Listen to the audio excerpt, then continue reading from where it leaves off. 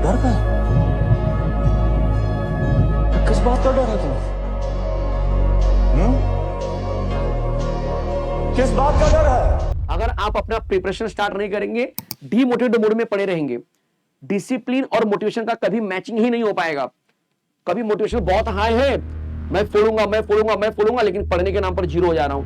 लेकिन अगर आपका डिसिप्लिन रहेगा कि नहीं, मैं तो डेली 4 घंटा पढ़ता हूं, चाहे मुझे कोई मोटिवेट करे या ना करे, और उस समय अगर आपको मोटिवेशन मिल गया, तो भाई डेली 4 घंटा ना, वो डेली 8 घंटे में कन्वर्ट हो जाएगा, डेली 6 घंटे में कन्वर्ट हो जाएगा।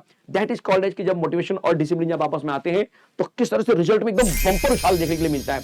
और यही आपके साथ होगा कि जब आप अपनी प्रिपरेशन शुरू किए रहेंगे, स्टार्ट योर प्रिपरेशन का मतलब है कि विद डिसिप्लिन मैं बोल रहा हूं कि भाई आप अगर किसी बैच को फॉलो कर रहे हो, किसी कंटेंट को फॉलो कर रहे हो, ठीक है, किसी बुक को फॉलो कर रहे हो, तो डेडिकेट तरीके से एक डिसिप्लिन पैटर्न में उसे फॉलो करना शुरू करो।